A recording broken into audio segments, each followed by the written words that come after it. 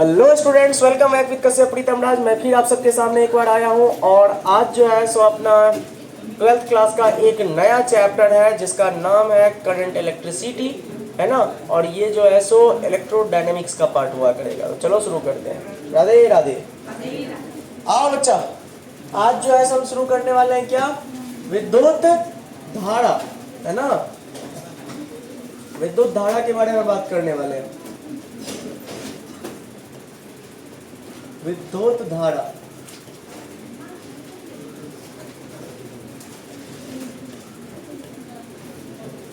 विद्युत धारा, है ना।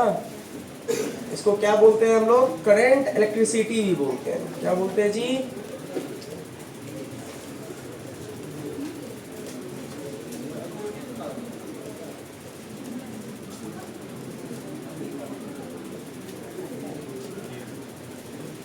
करंट इलेक्ट्रिसिटी, ठीक है। करंट इलेक्ट्रिसिटी पर बात करने वाले हैं हम लोग।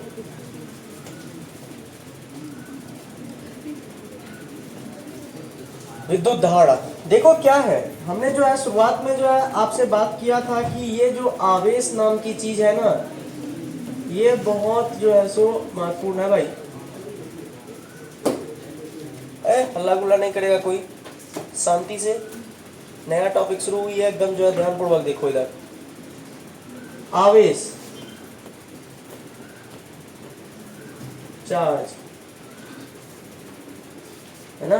ये जो आवेश नाम का चीज है, इस पर जो है हमने इलेक्ट्रोस्टैटिक्स में पूरी बात किया, है ना।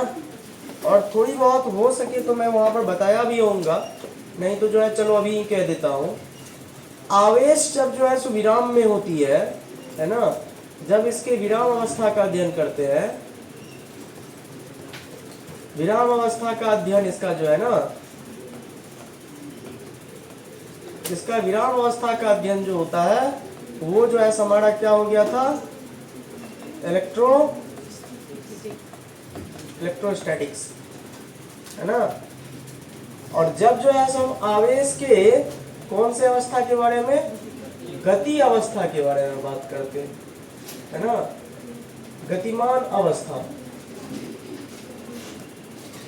है ना, जिसमें कि जो है ये क्या होता है जी? मूव कर रहा होता है, मोशन इसका हो रहा होता है। चार्ज का क्या हो रहा होगा? मोशन हो रहा होगा। तो इसको हम लोग जो है सो इलेक्ट्रोडायनेमिक्स कहा करते हैं। क्या कहा करते हैं?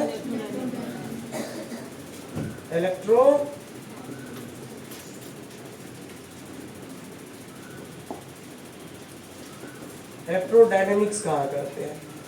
ये जो इलेक्ट्रोडायनेमिक्स है, इसी इलेक्ट्रोडायनेमिक्स को हम लोग जो है सभी क्या बोल दिया करेंगे? करंट बोल दिया करेंगे, करंट इलेक्ट्रिसिटी,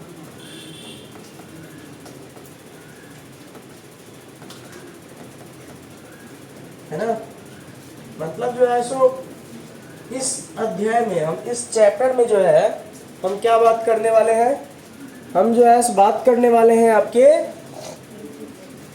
आवेश के गति अवस्था का, है ना, जो कि हमारा बनाएगा विद्युत धारा, है ना। ये जो है हमारा विद्युत धारा बनाएगा। ये रेस्ट वाला जितना भी था ना, आप देखे थे, जब जो है सो विराम अवस्था में था, ये रेस्ट में था चार्ज, है ना। तो ये सिर्फ और सिर्फ ओनली क्या बना रहा था? वन एंड ओनली जो है क्या बना रहा था? ये जो है सो इलेक्ट्रिक फील्ड बना रहा था, याद करो, है ना। लेकिन जब चार्ज जो है सो आपका अब क्या आएगा? गति में आएगा, ये मोशन में आएगा, है ना। तो मोशन के कारण से जो है सो ये, है ना, मोशन में भी इसका दो स्टेट है ना। एक स्टेट है क्या कि कांस्टेंट वेलोसिटी क्या होना चाहिए? वेलोसिटी कांस्टेंट होना चाहिए, है ना। और दूसरा जो है सो एक्सीलरेशन वाला पार्ट होना चाहिए, मतलब वेलोसिटी जो है सो वेरिएबल होना चाहिए, यानी v कांस्टेंट नहीं होगा, है ना। तो ये वाला जो है क्या कहला जाएगा? एक्सीलरेटेड मोशन, है ना। तो इसमें जो है क्या होता है? इसमें जो है सो मोशन के केस में जब कांस्टेंट वेलोसिटी से जा रहा होगा, तो ऐसी स्थिति में जो है सो इलेक्ट्रिक फील्ड भी बनती है और साथ में मैग्नेटिक फील्ड भी बनती है ना। ये इलेक्ट्रोडायनेमिक्स पार्ट में और भी टॉपिक आएंगे, जिसमें जो है सो मैग्नेटिज्म सबके बारे में बात किया जाएगा, है ना।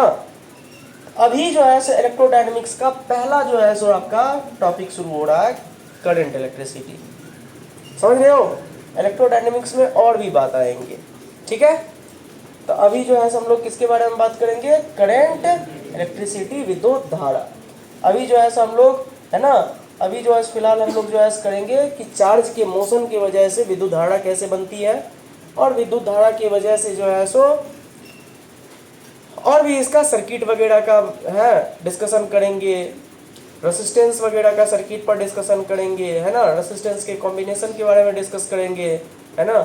उसके बाद जो है किरचॉफ्स की लॉज के बारे में जो है बात करेंगे, जंक्शन लॉ हो जाएगा, लूप लॉ हो जाएगा, है ना।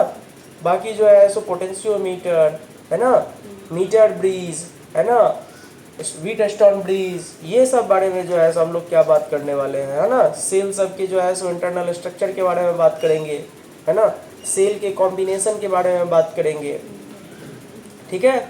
और उससे पहले जो है थोड़ा सा क्लासिकल थ्योरी देखेंगे किस चीज़ का, तो कोई कंडक्टर के अंदर जो है सो कैसे करंट का फॉर्मेशन होता है ना। कोई भी चालक पदार्थ है तो उसके अंदर जो है सो फ्री इलेक्ट्रॉन की क्या स्थिति होती है, कैसे फ्री इलेक्ट्रॉन मोशन कर रहे होते हैं, क्या ड्रिफ्ट वेलोसिटी हुआ करती है ना, कैसे जो है उसका निर्माण होता है ना, क्या रेसिस्टेंस होती है, क्या रेसिस्टिविटी होती है, क्या कंडक्टिविटी होती है, ओम्स का नियम क्या होता है ना, ओम्स लॉ जो है किन किन कंडीशन पर जो है सो अप्लीकेबल है ना, रेसिस्टेंस रेसिस्टिविटी का जो है क्या मैटर है।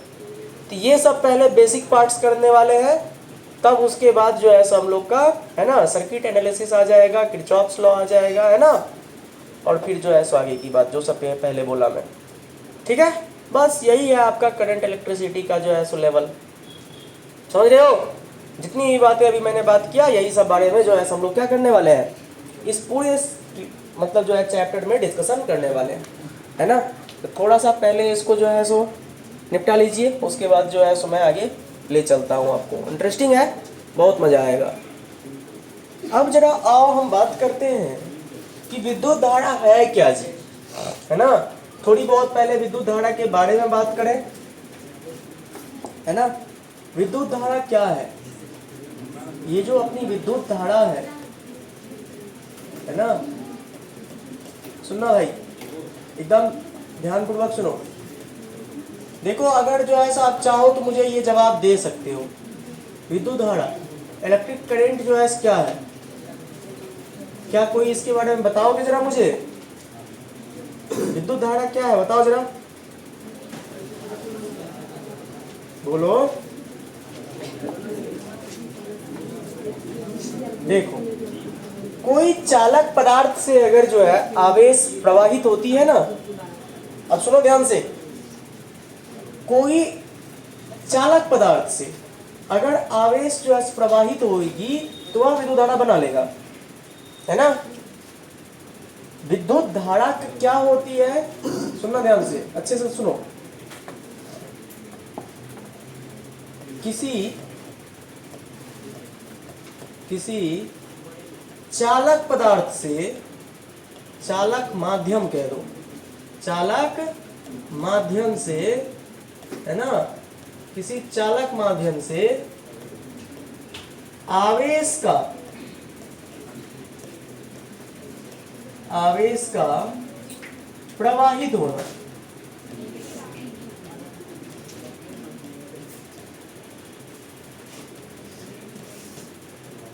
प्रवाहित होना, है ना, क्या कहलाती है, विद्युत धारा कहलाती है, विद्युत धारा कहलाती है।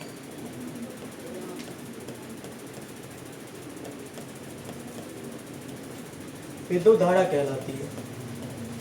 सुनो ध्यान से, एकदम बिल्कुल जो है सो फंडामेंटल बात हो गई है ना, बिल्कुल जो है बेसिक बात है ये, है ना।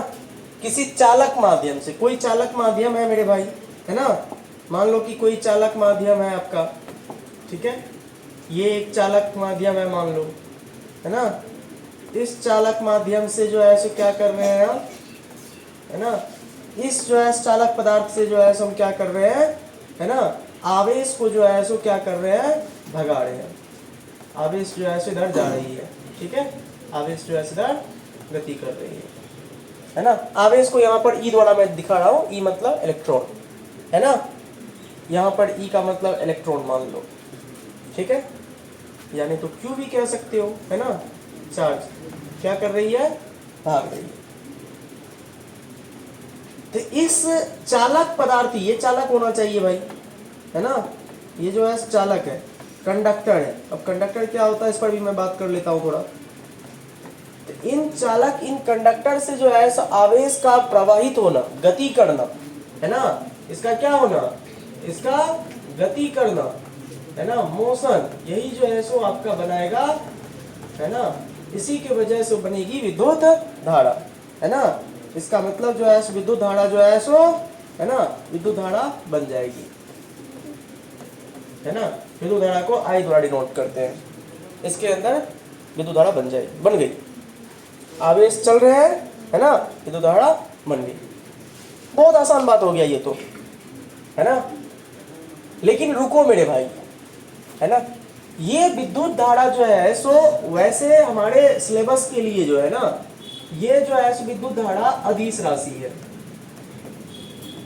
अदिश राशि है, बोले तो स्केलर क्वांटिटी है ना। और स्केलर क्वांटिटी ये एक ऐसी स्केलर क्वांटिटी है ना, जिसके पास परिमाण भी होता है और दिशा भी होती है। परिमाण भी होता है और दिशा भी होती है, डायरेक्शन भी होता है इसके पास, है ना, दोनों होता है, ठीक है। और आप में से जो है सो बहुत लोगों का भौहें तन गया कि परिमाण और दिशा दोनों होना अदिश राशि का थोड़ी ना लक्षण है, ये तो सदिश का है। लेकिन है, ये है ना, पूरे होश आवास में मैं लिख रहा हूँ यहाँ पर, है ना। हाँ, तो ये जो है सो दिशा भी होती है इसके पास। अब तब इस दोनों के होने के बाद जो है ये सदिश क्यों नहीं है, तो वजह उसका और ही कुछ और है ना। आप जो है 11th क्लास में जब जो है देखे होंगे वेक्टर के बारे में जो पढ़े होंगे, याद करो मैंने कहा था कि जो सदिश के नियम के योग का, सदिश के योग का नियम का पालन ये नहीं करता है, पालन नहीं करता है ना ये। मतलब वेक्टर लॉ ऑफ एडिशन, वही vector a square plus b square plus 2ab, है ना, cos थीटा, ये वाला जो है सो लॉ को ये नहीं फॉलो करता है ना, जोड़ने में। ये सिंपली जो है ऐसे ही जुड़ जाएगा। जो सिंपल अलजेब्रिक मैथ्स है ना, 2 2 4 एम्पियर, है ना, या 2 3 5 एम्पियर, है ना, या 6 1 7 एम्पियर, ये वाली जो है सो जोड़ से ऑपरेट हो जाता है ये। इसीलिए चूंकि जो है ये सदिश के योग का नियम का पालन नहीं करता है, इसलिए इसको हम लोग किस में रखे हैं, अदिश राशि में ही रखे हैं, चाहे इसके पास भला हो दिशा हो ही क्यों ना। अब स्पष्ट हुआ, ठीक है। सदिश के होने के लिए सिर्फ और सिर्फ उसका दिशा और परिमाण होना आवश्यक नहीं है, इसके वेक्टर लॉ ऑफ एडिशन को भी फॉलो करना चाहिए, जो कि ट्रायंगल लॉ था। ये समझ रहे हो आप, ठीक है। अब मेरे दोस्त बात यहां पर है कि अगर जो है ये अदिश राशि है और बोल रहे हो आप सर कि इसके पास जो है परिमाण है ना, इसका मैग्नीट्यूड होगा कितना, परिमाण कैसे निकालेंगे इसका, ये वैल्यू का कितना होगा। हाँ, इस वैल्यू को निकालने के लिए जो है सो हम आपको बता रहे हैं अगला इसका कंसेप्ट, है ना। ये तो सिंपल हो गया कि यहाँ चालक में जो है सो इलेक्ट्रॉन अगर प्रवाहित होंगे, इलेक्ट्रॉन कहने का मतलब आवेश, है ना, तो जो है क्या बना देगा वो विद्युत धारा। अरे इलेक्ट्रॉन चलना शुरू किया तो विद्युत धारा बन गया, सिंपल, है ना। लेकिन जो है सो अगर इसको अदिश राशि कह रहे हो और अदिश राशि की दिशा होती है, डायरेक्शन पर भी सर बात कर दीजिएगा, है ना, दिशा भी बता दीजिएगा, काहे कि आप जो है इलेक्ट्रॉन को इधर भगा रहे हो, करंट को इस तरफ दिखा रहे हो, है ना, यहाँ पर भी जो है सो कुछ समझ में नहीं आया। तो ये कन्वेंशनल डायरेक्शन है करंट का, परंपरागत दिशा, जो कि क्या होती है, विद्युत धारा की दिशा किधर मानी जाती है, इलेक्ट्रॉन के प्रवाह के विपरीत, प्रवाह के विपरीत दिशा में मानी जाती है ना। जिधर की ओर इलेक्ट्रॉन प्रवाहित हो रही है ना, उससे अपोजिट डायरेक्शन में जो है सो करंट की डायरेक्शन को कंसीडर किया गया है, कन्वेंशनल डायरेक्शन करंट का है। चलो दिशा वाला एक ही झटका में खत्म। आगे से इस बात को तुम भी मान लेना कि अगर इलेक्ट्रॉन जिस दिशा में जा रही है उसके विपरीत में जो है सो विद्युत धारा का निर्माण, मतलब विद्युत धारा की दिशा होगी। क्लियर ना? ठीक है, तो डायरेक्शन तो हो गया सर। ठीक है, ये एजम्पशन है, एक अवधारणा है, ये हमारा जो है क्या है, ये एक अवधारणा है कि पॉजिटिव चार्ज इधर की ओर मूव कर रही है, उसी दिशा में करंट को लिया जाता है, और इलेक्ट्रॉन जो है जिधर मूव कर रही है उसके अपोजिट में जो है सो है ना करंट को कंसीडर किया जाता है। क्लियर है? अब सर जो है ये बताओ, ये परिमाण जो है इसका कितना होगा, मैग्नीट्यूड कितनी होगी, है ना, किसका, करंट का। तो विद्युत धारा का जो है मैग्नीट्यूड निकालने के लिए मेरे भाई, है ना, आपको जो है इसी बात को थोड़ी और मॉडिफाई करना पड़ेगा, थोड़ी सी इसमें और बदलाव करना पड़ेगा। और वो क्या?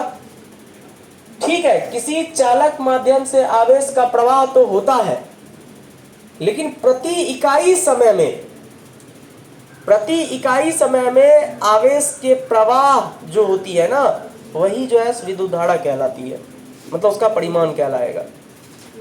फिर से सुनना, है ना, rate of flow of charge through a conductor, है ना, किसी चालक पदार्थ से, चालक माध्यम से, है ना, इकाई समय में आवेश प्रवाह जो होती है वही कहलाती है क्या, विद्युत धारा। ठीक है, आवेश प्रवाह की दर, है ना, इसको और भी जो है इस भाषा में बोल देते हैं, आवेश प्रवाह की दर को हम लोग विद्युत धारा कहते हैं। लेकिन वो जो है क्या देगा, इसका परिमाण को दिखाएगा। जरा आवेश प्रवाह की दर, है ना, इसको सिंपल जो है क्या बोल सकते हैं हम, आवेश प्रवाह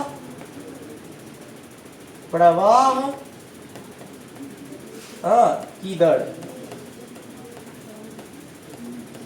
सिर्फ इतना बोलने से काम नहीं चलेगा, है ना, थोड़ा सा इसको अच्छे से मैं लिख देता हूं। प्रति इकाई समय में किसी चालक माध्यम से आवेश का प्रवाहित होना क्या कहलाता है, विद्युत धारा कहलाती है ना। ठीक है, तो इसको जो है सो और करके लिख लो, है ना। इसी बात को थोड़ा मॉडिफाई कर रहा हूं, किसी चालक माध्यम से प्रति इकाई समय में, कौन सी समय में, इकाई समय में, प्रति इकाई समय में प्रवाहित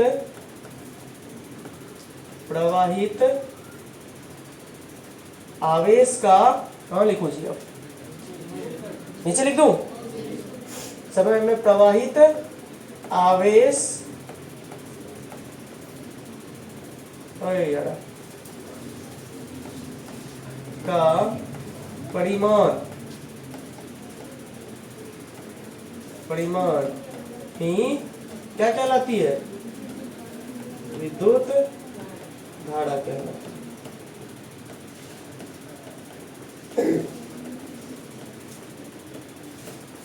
ठीक है, दिख रहा है ना सबको?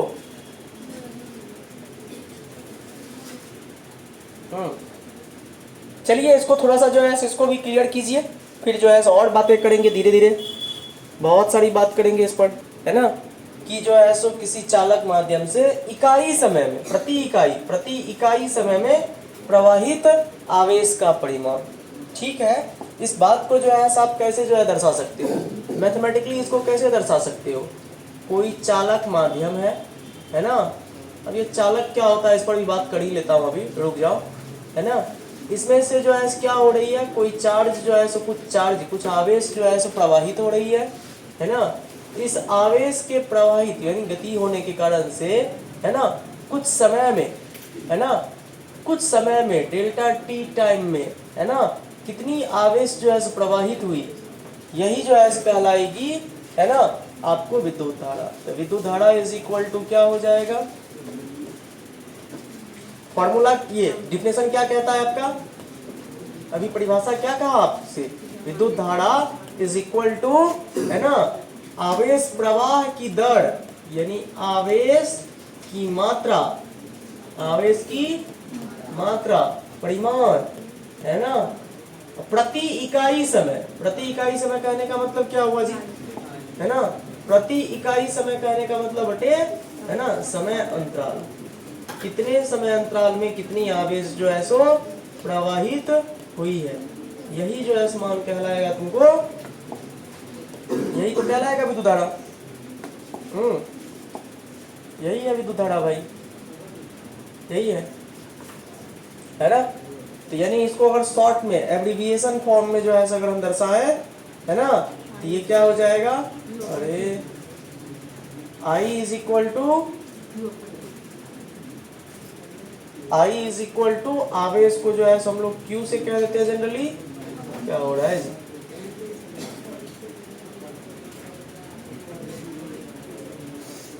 बोर्ड फंसता है यार,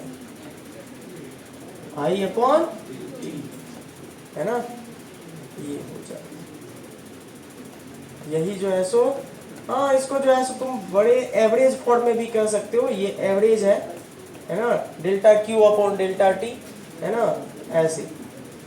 अब ऐसा मैं क्यों कहा हूँ यार, करंट को दो स्थिति में हम बांट सकते हैं, है ना, एक इसका जो है सो एवरेज, ये भाई रुक जाओ रे, थोड़ा सा मैं बता ही देता हूँ इसको, है ना, इसको जो है हम लोग क्या कर सकते हैं, दो स्थिति में जो है इस करंट को डिवाइड कर सकते हैं, है ना, एक जो है सो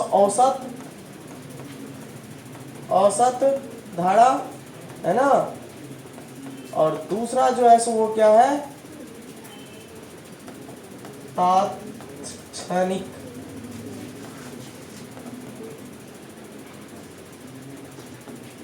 धारा, है ना, इंस्टेंटेनियस करंट, है ना, और एवरेज करंट, है ना, ये क्या हो जाएगा, एवरेज करंट, है ना, और इसको जो है हम लोग क्या नाम देंगे, इंस्टेंटेनियस, है ना,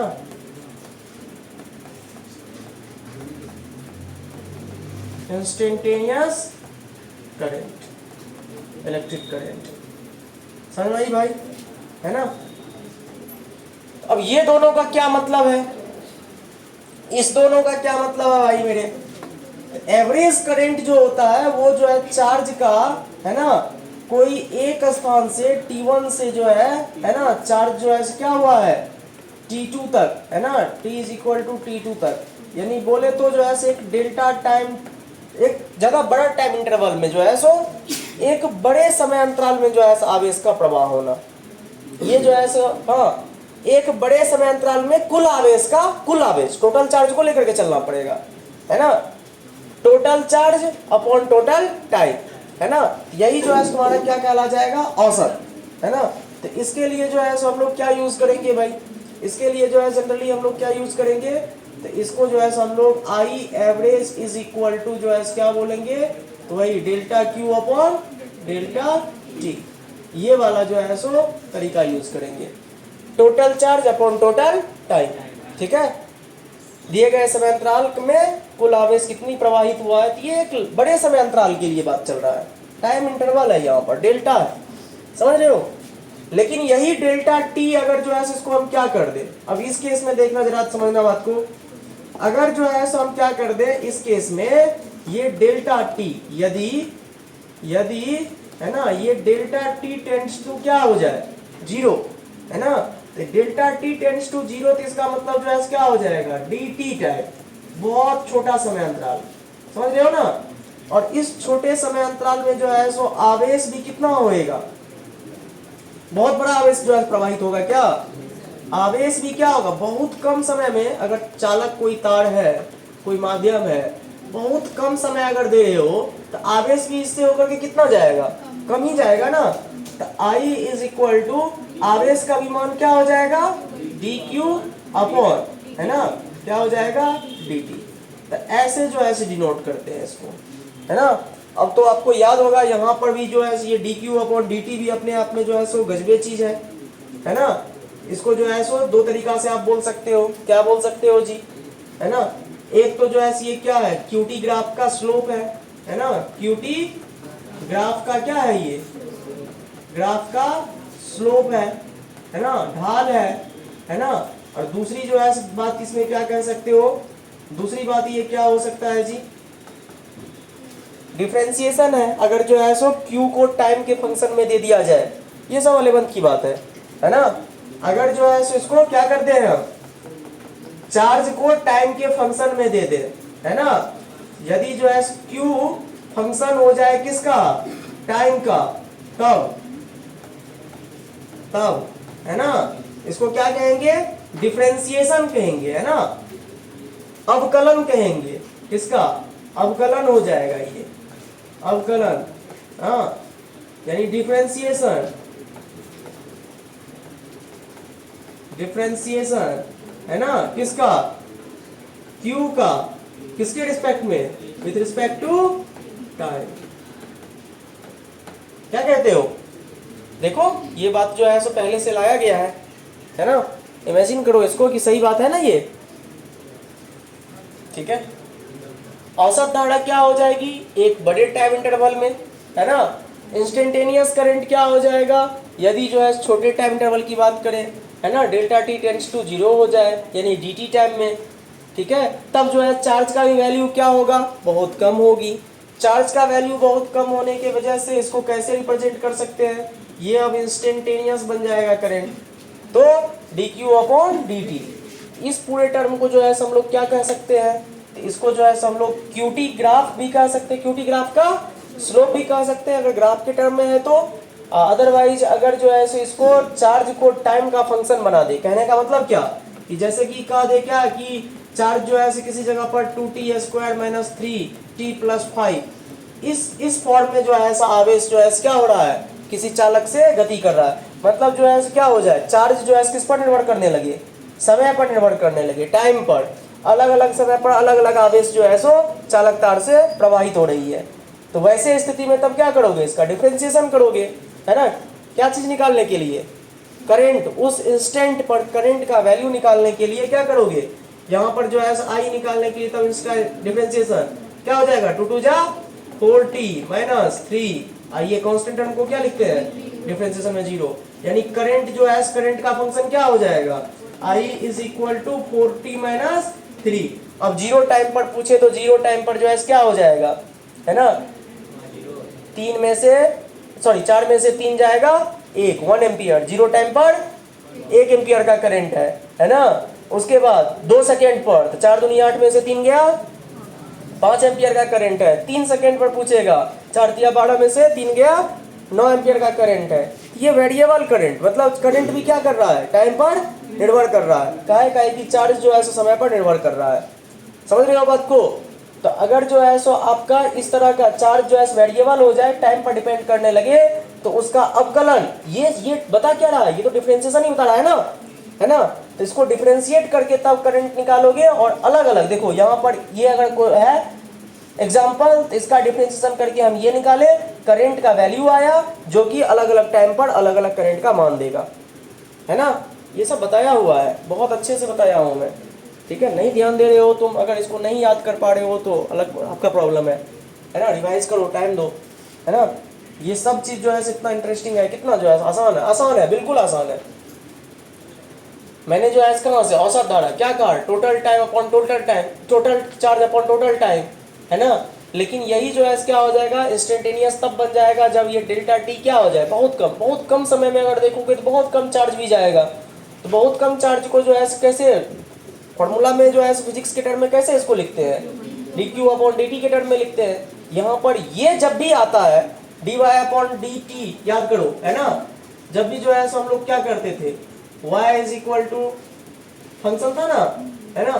तो कुछ भी चीज, ठीक है, अरे कुछ भी फंक्शन था तो उसको dy अपॉन dx करके जो है करते थे ना, dy अपॉन dx करके करते थे ना जी।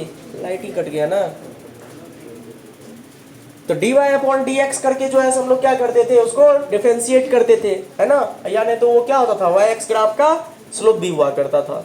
डिफरेंशिएशन में हम लोग डिस्कस किए थे। तो यहाँ पर क्या है, dq अपॉन dt है ना। तो dq अपॉन dt को या तो जो है क्यूटी ग्राफ का स्लोप कह लो, और नहीं तो जो है क्या कह लेंगे हम, नहीं तो अगर जो है सो चार्ज टाइम पर डिपेंड कर रहा है तो उसका डिफरेंशिएशन हो जाएगा, है ना। उसको डिफरेंशिएट करेंगे, चार्ज को डिफरेंशिएट करेंगे टाइम के रिस्पेक्ट में, तो क्या मिल जाएगा हमको, चूंकि I इज इक्वल टू क्या है, dq अपॉन dt, तो उसको डिफरेंशिएट करेंगे तो हमको करंट मिल जाएगा, इंस्टेंटेनियस करंट, अलग अलग समय पर विद्युत धारा का मान देगा, है ना। मजा आया ना, अच्छा लगा ना ये बात, है ना।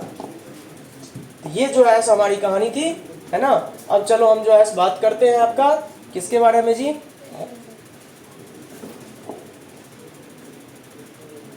है ना।